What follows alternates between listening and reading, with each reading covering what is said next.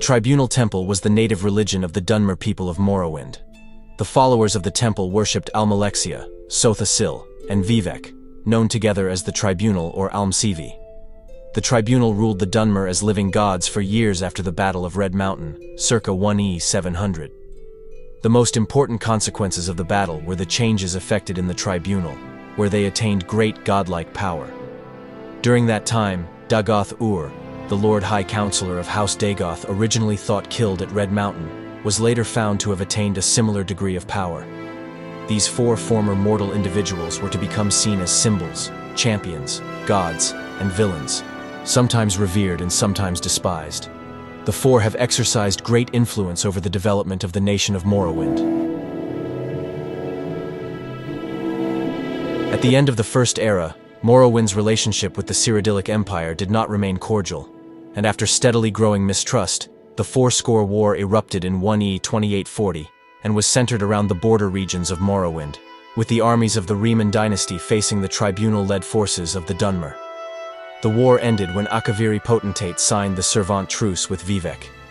As a result, Morrowind remained the only Tamrielic nation independent of the Second Empire. The Tribunal's diplomatic skills were put to the test yet again at the end of the Second Era, when they were faced with the external threat of Tiber Septim's rising empire. Tiber Septim was not eager to fight the three living gods, and agreed to a treaty which gave Morrowind autonomy and gave the Septim Empire the means to conquer the rest of Tamriel.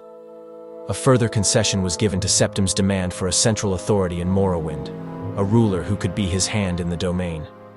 Baranziah, daughter of the ruling family of Mournhold, was the first to be given the title of Queen of Morrowind.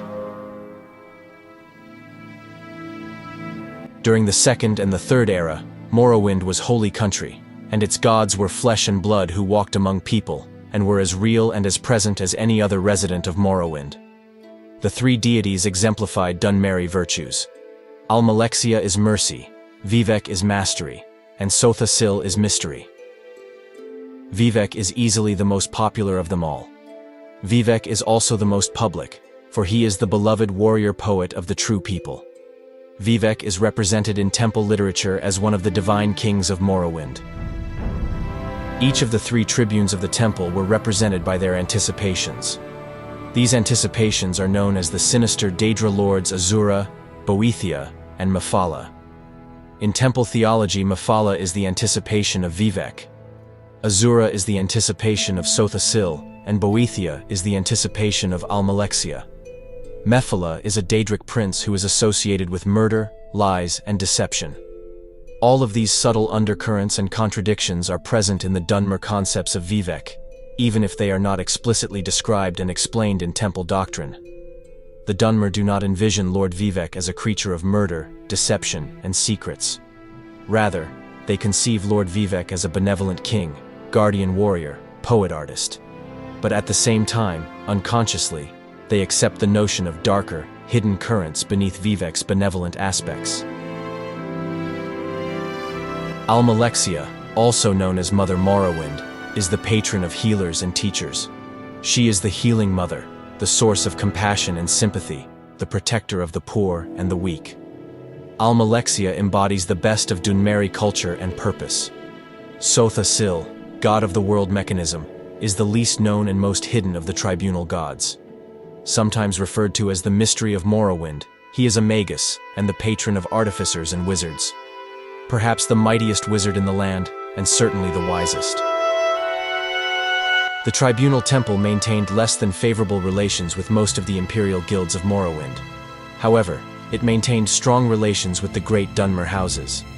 House Telvanni had little use for the Tribunal Temple, as the Magelords themselves were as ancient as the Almsivi, letting its temples become overrun with dust and squatter merchants. While most of the local governance of the province continued through the great houses, the tribunal ruled the land indirectly through their temple, and inspired the Dunmer with their status as living gods. The main temple cities on mainland Morrowind are Mournhold, Clockwork City, and the necropolis Necrom.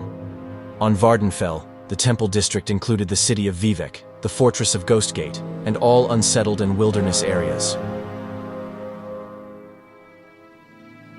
The repercussions of the arrival of the Nerevarine on the shores of Vardenfell in 3E 427 resulted in the tribunal losing their powers and the death of Dagoth Ur, Almalexia, and Sotha Sil. Vivek too may have been killed, but his fate was undetermined. Following the disappearance of the tribunes, the temple entered a period of collapse, with some priests and adherents drifting towards the imperial cult. After the devastation of the Red Year in 4E05, the temple, and, indeed, the Dunmer, entered a period of soul-searching and reorganization, much of which is lost to history. Ultimately, as predicted by Vivek, the new temple returned to the original Dunmer faith of worshipping the three good Daedra, Azura, Mephala, and Boethia. The tribunes were ultimately demoted to the still venerated roles of saints and heroes to help ease the transition. Worship of the tribunal continued into the Fourth Era, despite the rise of the new temple, and was driven underground. These cults were considered heretical by wider Dunmeri society, and were persecuted by the new temple.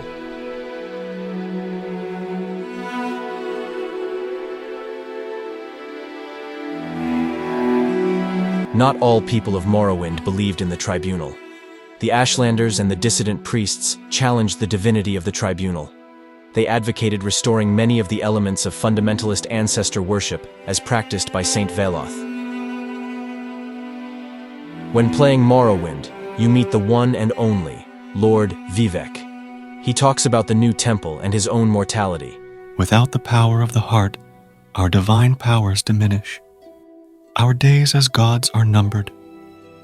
I have told my priests that I shall withdraw from the world, and that the temple should be prepared for a change. We may be honored no longer as gods, but as saints and heroes, and the temple will return to the faith of our forefathers, the worship of our ancestors, and the three good Daedra, Azura, Mephala, and Boethia. The missions and traditions of the temple must continue, but without its living gods.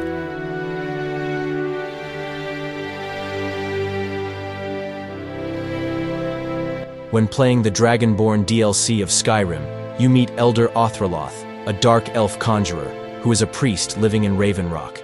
He talks about the tribunal. Sotha Sil, Almalexia, and Vivek represent what was. Beings who won the Dunmer people's hearts with their actions, but blinded them just the same. They were aberrations, false prophets. They used their status as heroes to shield the true tribunal from our minds. The reclamations are the true tribunal, the Daedra that consecrate the Dunmer people, Azura, Mephala, and Boethia. We call them the true tribunal because they have reclaimed their place in our hearts from the false tribunal that came before. Worship of the original tribunal is still heavily implied when playing the Dragonborn DLC of Skyrim. You meet Afia Velothi, who is a dark elf priestess living in Ravenrock. You ask her if she is a priest at the new temple, and she says the following. Far from it. In fact, I'm no longer welcome there. In all honesty, it came down to a disagreement between what I believe and what Elder Othraloth believes. I'd prefer not to get into the details, but let's just say our opinions about the current status of the tribunal vary widely. So Afia Velothi still remembers the tribunal even though more than 200 years have passed since the cataclysms of the Nerevarine prophecies, around 3E 427. Does this also mean there were cults in the Fourth Era that still worshipped the tribunal? This theory is explored in a Skyrim fan-made creation called The Ghosts of the Tribunal, which focuses on a heretical Dunmeri faction devoted to worship of the tribunal in the Fourth Era. Now, are fan creations canon? They can be canon, but they're not important enough that the chance of them getting carried over into the next game to be worth being remarked on, in my honest opinion. Nevertheless, Ghosts of the Tribunal quests are worth playing just for the nostalgia. That was a discussion on the tribunal and the temple, which exercised great influence over the development of the culture of the Dunmer people and the nation of Morrowind.